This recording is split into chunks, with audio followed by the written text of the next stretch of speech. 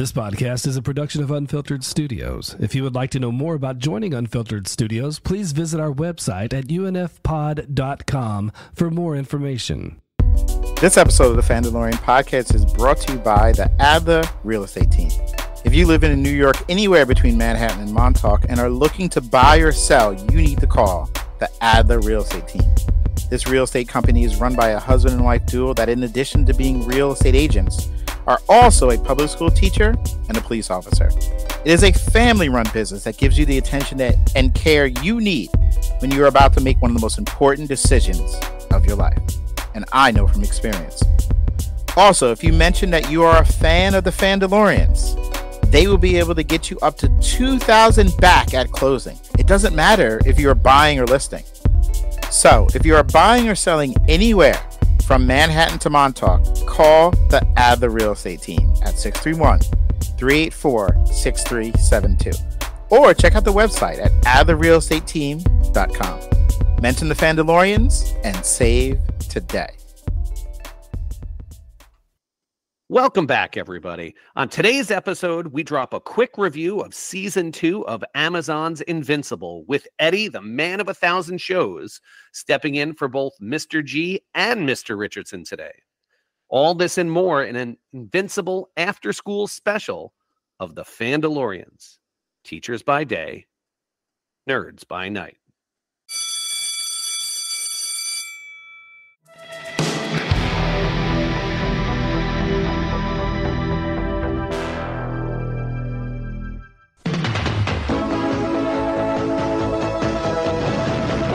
It's time for a Fandalorians after-school special.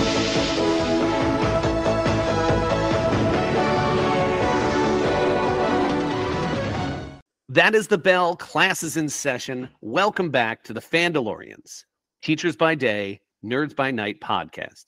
As a part of the Unfiltered Studio Podcasting Network, this #1 public school teacher pop culture fandom podcast in the country is here to give you the latest news in the world of entertainment and lively discussion on all matters of pop culture and fandom.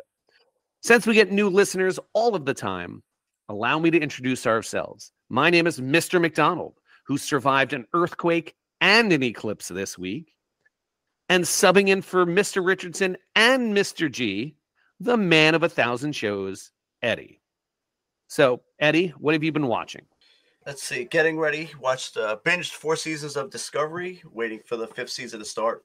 Only 2 episodes into that, so I'm kind of waiting for a few more episodes to roll out. Now, what other Star Trek shows do you watch? Loved Strange New Worlds, loved Picard. I watched everything. I watched them all. Because I'm waiting to the very last minute to get Paramount Plus. It's the one last thing that I haven't subscribed to. Like, I just found out accidentally. I think my wife may have subscribed it. I somehow subscribed to MGM Plus, which is good. Yeah, but I was just like, okay, because I noticed it because it said, hey, you can stream the Teenage Mutant Ninja Turtle movie because you have MGM Plus. And I'm like, all right. So I watched the Ninja Turtle movie, which was awesome, by the way. MGM Plus has the show From. Oh, have you heard of that? I have not. I'll put it on the list. It is awesome. Watch that. I think there's 2 seasons of that right now. Okay. And it's still another season supposed to be coming out. Very nice. Very good. Well, I have tomorrow off for Eid. It's the end of Ramadan, and so my plan tomorrow is just to stream The 3-Body Problem on Netflix. I watched episode 1 already. I thought it was interesting, and now I got to just binge the other 7. I watched it. Okay. All right. I'm not going to say nothing. I'm not saying a word. Save it, because we'll talk about this again. All right. So let's talk about how you can support the show as listeners. Start by asking your kid's teacher or any teacher that you know if they need anything. Now, flu season is ending, and so we always say, tissues. You're like, oh, you don't need tissues anymore. But guess what? Flu season is ending, but allergy season is starting. So those tissues are just as needed as they were all year. Any school teacher trust me, they need tissues. Just send your kid to school with a box of tissues with a note that says, "The Fandalorians told me to give this to you," and they'll know what we meant. Next, check out the merch on TeePublic. I recently just purchased a sweatshirt of the Fandalorians. It's super comfortable. It's very cool. All my kids are like, "Oh, you have merch for your podcast?" It makes me feel more legitimate. The link to our storefronts on the bio. And as always, all of our proceeds go to Laney's Legacy of Hope, and it's a nonprofit organization that engages in fundraising and other activities to provide assistance to families with someone suffering from pediatric cancer. Volunteer-run programs, no CEO, no board. So when you donate, 100% of the money goes to the families. 100% of our cut goes to Laney's Legacy of Hope. Check them out on laneyslegacy.org. Finally, if you're like us and live on Long Island and you recently experienced an earthquake and an eclipse, check out Red Shirt Comics in downtown Port Jefferson Village for all of your comic book needs. And for those listeners who don't, remember to visit any and all of your local comic book shops. All right, Eddie, that takes us to our post-observation review of Invincible.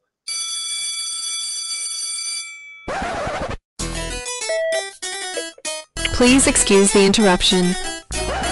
Please excuse the interruption.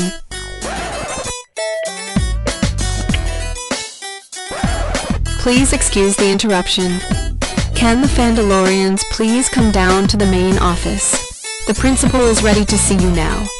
It's time for your post-observation review. The principal is ready to see you now. It's time for your post-observation review.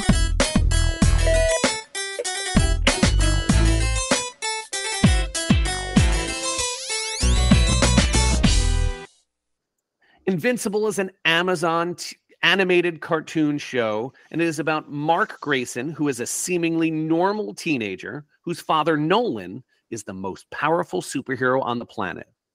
Shortly after his 17th birthday, Mark begins to develop powers of his own and learns how to wield them with the help of his father, who turns out not to be the superhero he was ought to emulate, but instead is a member of the Viltrumite Empire bent on intergalactic conquest. After an earth-shattering betrayal, Mark tries to get his life back on track as he tries to make new adversaries and allies, all while trying to suppress his greatest fear, that he may become his father. The first episodes of the season, for this season 2, I should say, premiered on November 3rd to November 24th, 2003. And then the final 4 episodes premiered from March 14th to April 4th, 2024. Whenever we are observed as teachers, we are asked some pretty common questions, and we like to treat our reviews like that. Let's start with very general questions, Eddie. In general, how successful was the lesson? In other words, what were your general thoughts of this series, season 2, as a whole? Again, just like season 1, I loved it. It's over the top. I guess the best way to describe it is disturbing, but can't turn away. Like an entertaining car crash. Right. Like more maybe trains. Oh, yeah, you're right. Yes. So let's just remind the viewers at home, yes, this, while it may be a cartoon, this is not for children. No. Now, the last time we were together, Eddie, we were observing another Amazon show, Gen V, and this is very similar in the same vein. In fact, it's from the same producers. It's by Seth Rogen and was it Evan Goldberg? Evan, yeah. But anyway, yeah, I mean, look, I'm going to agree with you. I very much enjoyed this. I remember Mr. Richardson lending me the first omnibus, which was the first 12 issues of Invincible. And so I read it, and of course, I devoured it. And then, we argued that this was the best new superhero since probably Venom was introduced. And so, we knew eventually it was going to be made into a movie or a series, or a series or something. But I didn't think, and then I actually went out and I bought the second and third omnibus. And so I got to the end of what would be the second season right now. I'm glad I stopped because I don't want to know what happens now. And I feel like I'm at a good spot in the show. So yeah, I thought this was super successful. It starts off as a superhero story that you think you know. Like, you remember watching the first episode of this series and you're like, all right, I kind of get it. And then Omni-Man destroys the Guardians of the Galaxy. It goes off the rails. And you're just like, wait, what? Because, it's one of those shows that I was kind of watching on my phone, kind of half paying attention, like it were Netflix. And then all of a sudden I'm like, hold on a second. Where where Boys started, it started nuts. Yeah. But I think they kind of they bid their time. They knew that if someone made it to the end of episode 1, they're going to watch everything. Right. But anyway, so season 2, yeah, I agree. It was just as good as season 1. I really, really enjoyed it. To what extent was your instructional delivery effective in this lesson? What specifically did we like about this season?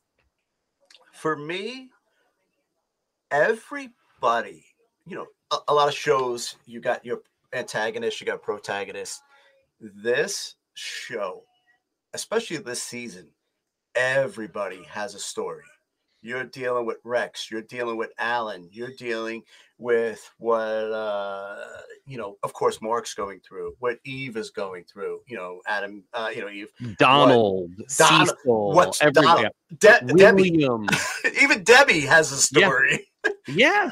Everybody in this show has a story, and you're enthralled. You want to see why, what's happening, where are they going, they really bring you into everybody's story, and you want to see where they're going, what's happening, and then you're finding out why they are where they are, everything.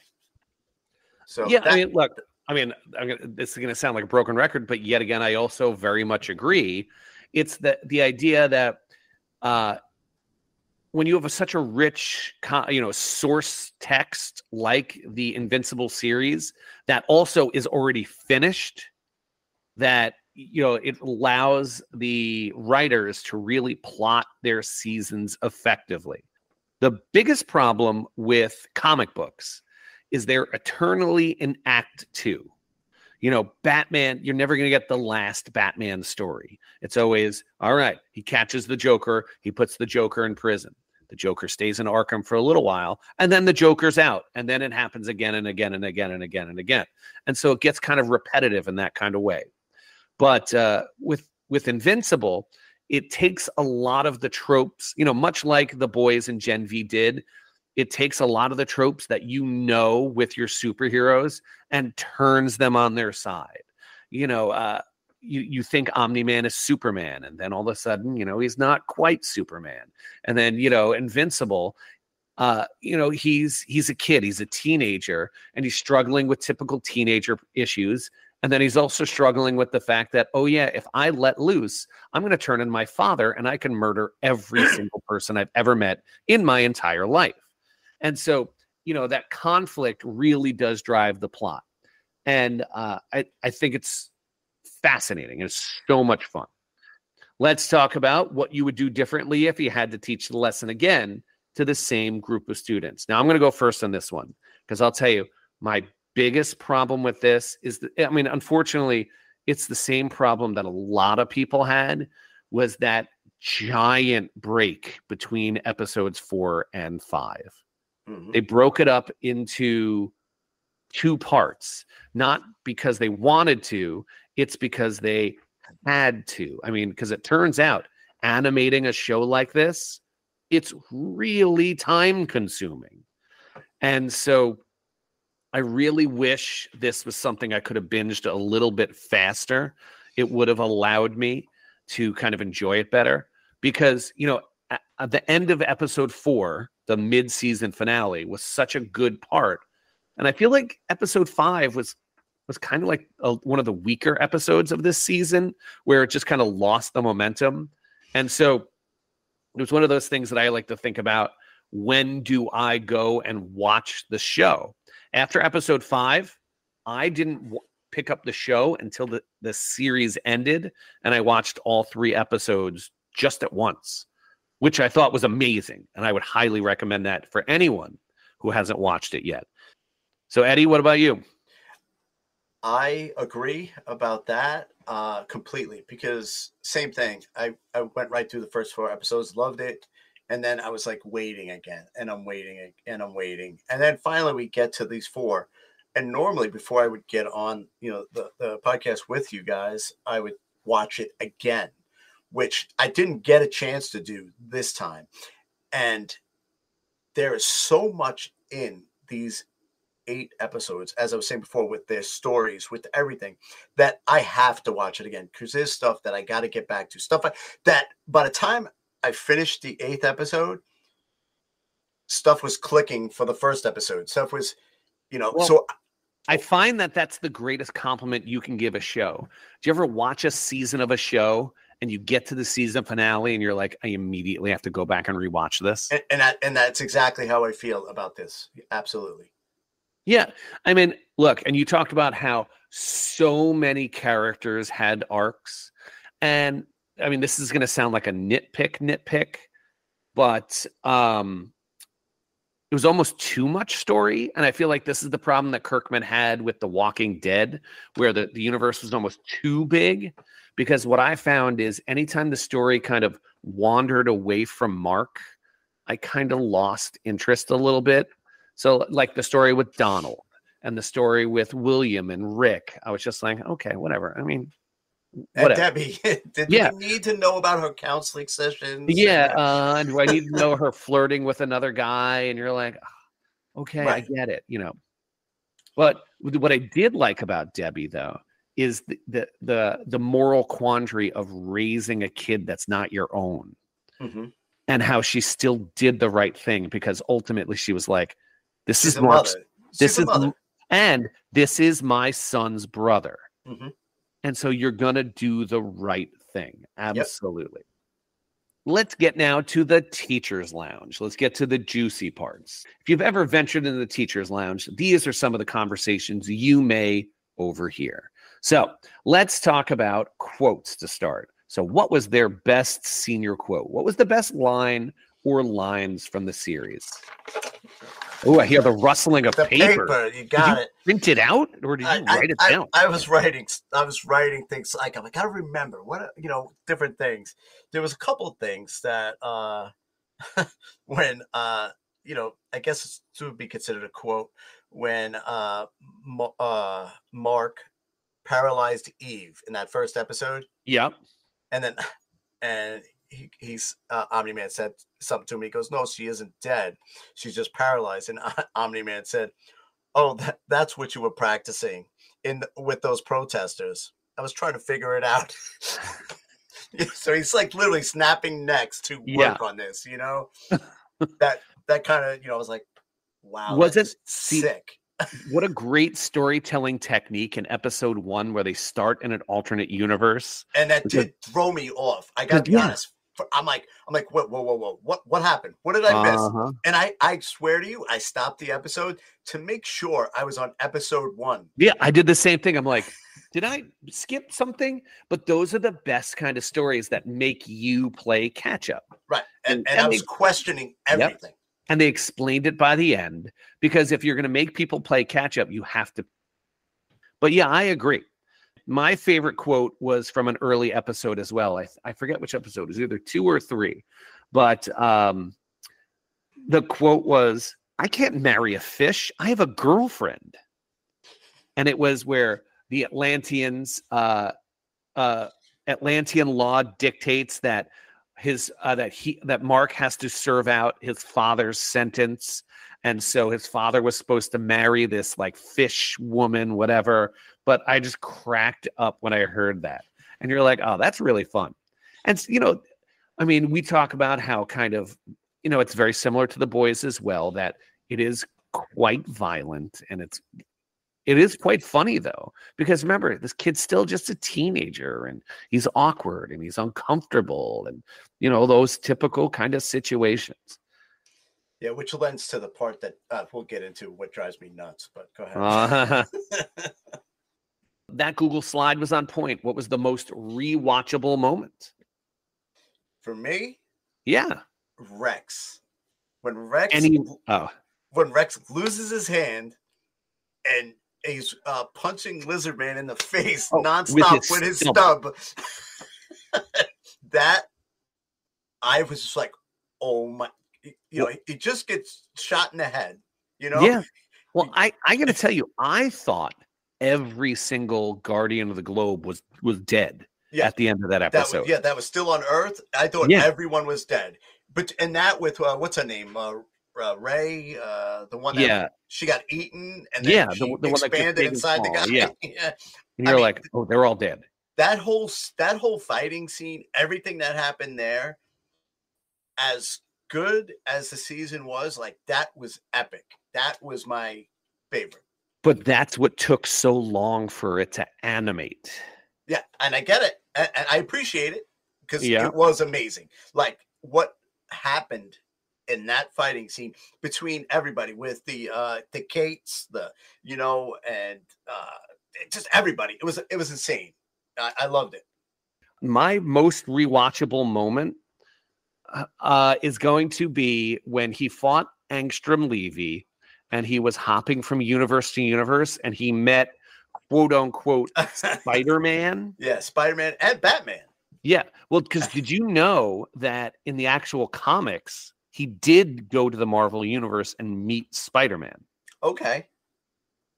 They have a whole thing where he meets the Avengers and he's trying to guess their names and he sees Iron Man. You're like, metal guy, boot dude, and it's just stupid, goofy stuff. But I'm like, wow, because this is when Hickman was writing Avengers at the same time. Right. But yeah, I mean, when he was hopping from universe to universe and you're like, that is so cool. I mean, one thing that this show has told you is that the last episode of every season, there is going to be just a crazy, giant set piece, knockdown, drag down fight. And it's going to show more than you'd ever want to see. Yes. But yeah, it does. That takes us to, that kid said, what? Let's talk about the funniest moment. Now, I have a feeling you're going to choose something Rex said. I don't have any specific moment. I was trying to go through remembering stuff. Again, didn't get to watch everything a second time. But that being said, Rex he's a funny guy. He's comic relief. Yeah. He's awesome. And I don't want to jump ahead, but Rex is my guy. He's my guy. Yeah. You were like, if I were going to be a superhero, I would be Rex. Yes, yeah. I'd be that guy. Invincible's great. Don't get me wrong, but Rex looks like he's having fun when he's doing it. Absolutely. So my favorite part, it was from, I don't know if it was I think it was episode 8. It was when Mark and Amber go to the comic book convention and they meet the writer of Seance Dog. Mm-hmm. And they talk about when will season 2 come out. And here, ready? I saved the video because I wanted to play it because it was everyone's complaint about what's taking Invincible so long. It means a lot. I gotta ask, when's the new season of Seance Dog coming out? Probably not for another year. Sorry, animation takes all. I saw the video where a lot of the stuff happens like this. It must be for those fight scenes. Yeah, those take a while, but we cut corners in other places to make it manageable. You ever notice that sometimes whoever's speaking has their mouth off camera, so you never. Yeah, and so it goes on and it tells you all the tricks that they use. And you're like, oh my God, that's so great. Because they spend so much time on those fight scenes that they have to cut corners elsewhere. And I've heard other people complain that they're like, oh, when it's just two people talking, no one else is moving. And you're like, yeah, do you know how hard it is to animate that? Yeah. And it's not needed. I need the action to be action. Two people talking, you could get away. If you cut corners and move this along faster, I'm okay with it. But I love the fact that they, it's like they made fun of their own issues. Yeah, they address the horse in the room where you're just like, all right, I got it. I understand. But trust me, it's worth it. Yep. Now, teacher, class, what's the capital of New York? Student, Martin Luther King. Was there anything here that didn't make sense for you? I don't know. Didn't make sense. I don't know. At first, like I said, didn't make sense when I started the first episode until I caught on what was happening. Well, yeah, the multiple realities and the multiversal aspect was confusing, but it was confusing on purpose. I get it. Right. Yeah. I don't think there was anything, that I could put together that said, didn't make sense. Everything for me kind of worked. So what do you think? Here's for me, the one thing that didn't quite make sense, and I'm going to ask you a question to reveal this.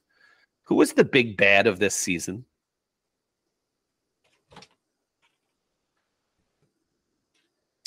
Well, so you could easily say Angstrom Levy, right? Yeah, but that wasn't till the end. But he was only in episode 1, and he's only in episode 8, essentially. Lizard Man and his crew. Yeah, but that was one episode. Yeah, but that's like Monster of the Week. Yeah, Omni Man was locked up. Where what are you gonna say? The Viltrumites, and that's like and so for me, that was the only like kind of confusing part is they went pretty much 7 episodes, and then all of a sudden the 8th episode, Angstrom Levy's like, "All right, we're gonna fight." Right. No, I do get that. There was there's always bad guys, but there was no main villain. I mean, I do think it's like picking nits a little bit. Part of it could be they only had Sterling K. Brown for a little bit of time, and who knows. But yeah, I mean, that was the only thing that didn't quite make any sense with me. Where I wish they would have shown, like how in the first episode they kept showing the alternate reality Angstrom Levy's. Mm-hmm. They should have stretched that, like done like one every episode. Yeah, because they should have kanged him. Yeah, just to build it over time. Like how you got the Kangs and whether it was like the Loki season or whatever. You like, because I guess you would say Levy is he the original Kang or is right? I mean, well, Kang's been around since the 60s. Yeah, so it was the same concept. I feel right. I mean. But if they did that, if they teased him over time, then who knows? At the end of the season, I would complain, but like, just get to him. So that could just be right. It could have unpleasable. It's a funny quote that somebody told me. He goes, "Some people have a problem for every solution." And once I realized that, you're like, oh, you can't please everybody. So you're like, don't exactly. Yeah. But anyway, all right. So I think both of us are going to have a hard time finding a solution or at least an answer for this next one. Mr. G, can I go to the bathroom? What was the slowest part of the series? Because for me, it was the whole Donald subplot where he found out that he's been a robot kind of like the entire time. I did write down about Donald. I could bounce back between Donald and Debbie a little bit. Right. I mean, again, I did not get up at all. But if I had to get up, I would have probably found time bouncing between Donald and Debbie. But again, I go back to what I said in the beginning. They do make you care about each character. Well, at least at the very least, they have you identify the motives behind every character. Right. Because even with the Donald subplot, where it finds out he is mostly robot. And died God knows how many times. Yeah. And what did they say? He died 38 times. Yeah. And then it turns out that he is the one who chose to have his mind wiped every time. And you're like, all right, I kind of get it. Yeah. Nobody should live with that. Yep. Yeah. So, that was about it. Now, this is the one I think I know your answer already. Who was your star student this year? I'll give you one guess. Go ahead. Was it the person who was shot in the head and survived? I love him. I love Rex. He's so awesome. He is. He's awesome. Like, even as he's recovering, he's joking in the hospital as they come to visit him. He's the superhero I would want to be. Having a good time, playful, joking, and doing it all. Yeah, I mean, there's no pressure on him. He's not an A-lister. He's just out there. He's just like, all right, guys, I'm going to have a good time. Mm-hmm. I got you. For me, this is going to sound so easy when I say it, but I'm going to go with Mark Grayson. it didn't really click with me with Mark until that very last episode when he really is torn because, spoiler alert, he ends up killing Angstrom Levy. And he kills him because he has to. And then you hear his thoughts and how much he doesn't want to be like his father. And I thought Stephen Yeun did an amazing job as a voice actor for him as well, because it's really hard to show emotion in animation because most people kind of like overdo it with like crying and angst. And, you know, you end up, we joke about the old X-Men 97 with Wolverine. We'd be like, Gene. And you're like, all right, okay, tone it down a little bit.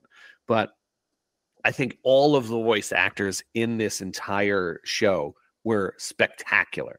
Showing emotion in cartoon is really, really, really hard. See, I agree, but I have another take on that. Ooh, okay. Wah, I got daddy issues. Get over it. Well, also, your father did not nearly beat you to death. How do you know? But because you're still here. You said nearly. Oh, okay. All right, fine. You're right. That is true. So you're just telling Mark to just walk it off? I can walk it off. Rub some dirt on it. We've all got bad parents. Move I mean, on. Come on. It happens.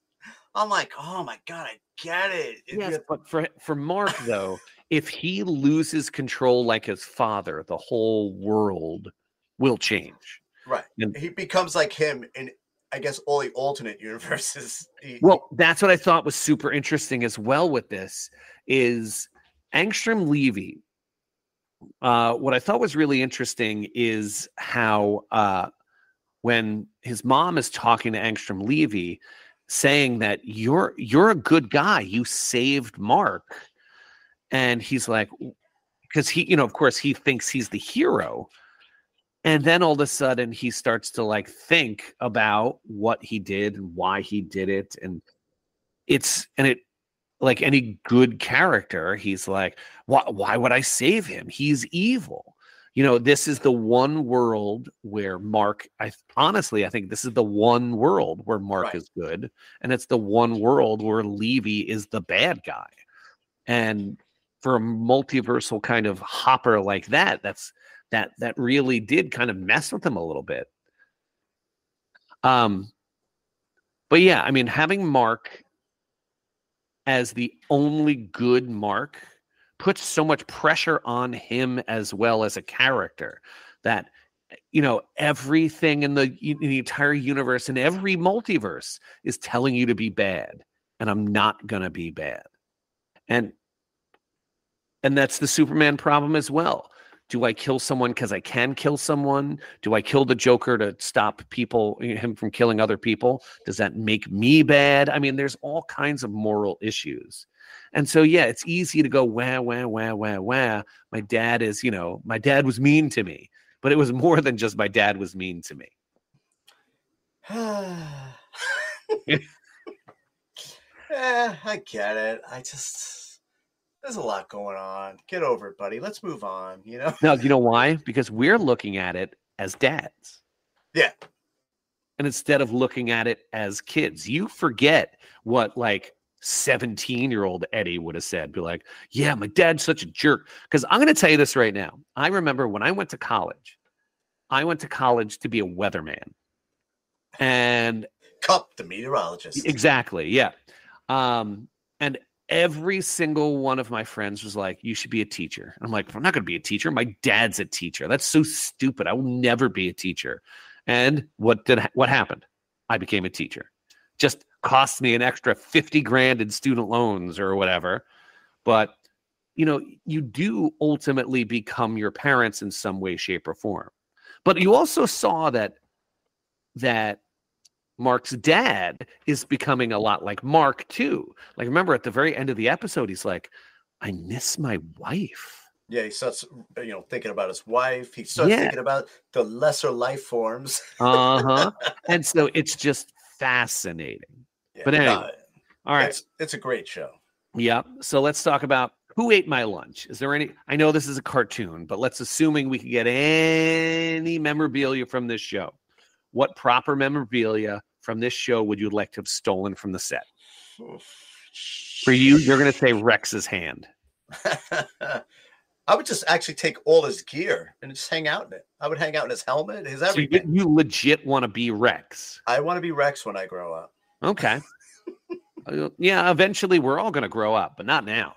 My wife doesn't think that's going to happen, but go ahead. Oh, she didn't say if. It's more of a when, but eventually. No. She does not believe it will ever happen. It's going to be an if. That's cool.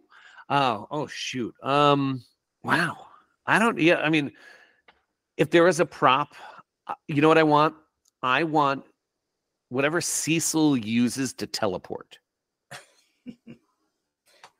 Because just to end a conversation by like teleporting out of the room, just not being there. I believe that's an Irish goodbye. Oh, I'm well aware of the Irish goodbye, but I want to leave a party and then teleport to my bed. I don't want to drive home. I just want to go to my bed. It would eliminate a lot of DUIs. Absolutely. All right. So are we teaching this again next year? So obviously it has been picked up for season 3. What would you like to see for next season? Now, this is past the comics that I've read. I don't really know anything else of it, but what do you want to see for next year based on what it's setting up? I want to see, on a subplot note, I want to see Adam, Eve, and Mark get together. Yeah, change that future. But it's so interesting that adult Adam Eve said to that, and is that going to be Mark saying, "All right, let's do it," or is he going to be like a contrarian and be like, "Don't tell me what to do. I'm a teenager." Well, but I did like what adult Adam Eve said, where she's like, "Tell her you love her, or tell her you don't love her, but tell her either way." Well, it's because was it that 30-year time difference? So whatever it was, that she's been waiting. Evidently, she's still waiting. But ultimately, that is something to tell our own children. You're like, don't string people along. Exactly. Just tell them. And so that's just generalized good advice. But yeah, I mean, I'm pretty sure that they're probably going to end up together, just because the biggest problem between Amber and Mark is Mark was a superhero and Amber was not, and they're just living in different worlds. Exactly, and he's always going to be worried about her. Somebody's always going to threaten her. With what's her name, the Vetramite that came down and said, "I'm going to kill her." And so I mean, obviously, this is all setting up toward a Viltrumite war, but then there's also small little subplots like the astronaut that came back from Mars. He's a squid again. Yeah, he still has that squid guy. And so you're like, oh, I don't know what's that gonna do? Is that that's what blew me away? Like, that whole scene was to get him clear, get rid of these squids, and at the end of it, he ends up with one anyway. Somehow one got in, and so part of me says, could we have gotten rid of that whole arc altogether? But no, but it was still worth it, because you have to get through the Immortal getting over his distrust of Mark. Right. Yep. And so, it's... And we didn't even get into the Immortal and what he was dealing with when the Kates were lost. That's true. I mean, how does a guy who lives forever ever love anyone, knowing that it's, we talk about this with Thor in the Marvel movies, that he's going to outlive every single one of those guys. Mm-hmm. So essentially, all of these Marvel movies to Thor is like a summer camp. And you're like, remember that kid I used to do in summer camp that I was really close with? I wonder what happened to him. That kind of thing. Yeah. So, again, you'll have now, will this Kate be able to re-Kate or replicate or whatever? I would assume so, but is she just going to retire? I mean, I don't know. Who knows?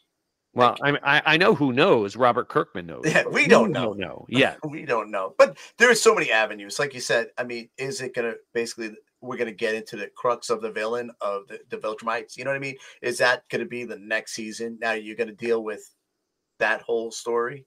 Or are they going to keep kind of pushing it down the line? I mean, how many ultimate seasons do you think they're going to have here? I would say like 7 seasons would be a maximum. But then again, these seasons are only 8 episodes long. I don't know. Either way, I'm still going to watch. I've been very much enjoying. I can't imagine they turned me off to where I'm like, that's it. I'm not watching. Well, the only way to do that was to do the Grey's Anatomy style and run it for 20 seasons. The one show I will not. Actually, not one show. I don't watch medical shows. So I'm going to put that out there right now. Well, I do not watch medical shows. I never watched ER. Myself as well. But I watched, I want to say like the first 3 seasons of Grey's Anatomy. And then I was like, all right, this is getting stupid. Because how many times can you have just increasingly crazy medical things happen? You're like, no, never mind. This is stupid. That's it. Look, I know everything we watch is for the most part not based in reality. Yeah. But if you're trying to feed me something that's supposed to take place in reality, you cannot have every week life-altering events happen. It drives me nuts. So my wife finally gave up on Grey's Anatomy last year. And it was, what is it, season 18 or 19, and she's like, I can't take it anymore. Because at the end, she was kind of like hate watching. She's like, just end it. I just want to make sure I get closure. And then they just never ended it, and they never ended it. But whatever. All right. So speaking of which, this brings us to, can you believe she asked a question at the end of the meeting? I feel like we already did this. Is there anything else you'd want to talk about this show? Because I have one thing. I'm listening. Would this show do better if it were on Netflix? Now, do you say that because it's released all at once? Or do you say... I don't know. I feel like really high quality shows, they get kind of lost in the sauce, so to speak, where it needs, like, if this were an HBO Max or Netflix or even Disney Plus, it would just have a broader audience. I don't know. Or is it so niche? Well, I think it's the niche part of it, but at the same time, I have, not that I have a hard time. I watch, as you know, everything. So my problem is juggling and remembering what's like. My wife hates that I will spend 20 minutes going through every streaming service to see what show I was supposed to watch tonight. So I'm like, okay, Halo. I got to watch Halo. I know, you have to start making a list. Yeah, I literally go through. So I'll go through Paramount. Then I go through Peacock. Then I go through Hulu. Then I go through Disney. Then I go through Apple. Then I go through Netflix. Then I go through Amazon. And I'm like, okay, what didn't I watch? What did I miss? Where did I lose something? Because I don't want to lose it. So, yeah, you know, you need a notepad. Yeah. So like literally this, like over the past couple of weeks, I finished like Resident Alien. Great show, by the way. Love it. That is a good show. Love it. That was a sci-fi show, right? Sci-fi show. The first 2 seasons are now on Netflix, but I finished the 3rd season on Sci-Fi. It just wrapped up. But that being said, so it was like finish that. It was finish Hulu. It was, as I said, I was going through the discoveries quick enough so I knew that was starting, you know. And then I was like, new shows that come on, I watch week to week. I'm all over the place. I hate week to week. I don't know how many people are as dedicated as you are. I just don't care about anything else. You're like, oh, I was supposed to pick my kids up. Shoot. No, like it's funny. Like earlier today, my son's at a baseball game. My daughter's at her cello, and I'm literally sitting in the truck waiting for them to come to the truck. And I'm watching on my phone, just waiting. So I'm catching up on things. I find time. I mean, I work like crazy, but sleep is overrated. I don't believe, you know, so I'd rather watch TV until I pass sleep out. When you're dead. That's it. And it will eventually happen. So I'm hoping much later than sooner. Yeah. But I'd rather watch everything. And I do for the most part. Well, I mean, fortunately, one of the greatest attributes I have as a teacher is summer's off. And that's when I catch up with all of the things that I wanted to watch. And so, I mean, I'll take a day like tomorrow and catch up, and I'll binge like an entire series. But like last summer, I'd never watched Stranger Things before. I watched all 4 seasons. And, you know, I have the ability to do that, which is kind of nice. Do you want to know how bad it got for me? It got so bad that I had nothing left to watch. Nothing. So you finished like Netflix? Right. It literally came up. You have reached the end of Netflix.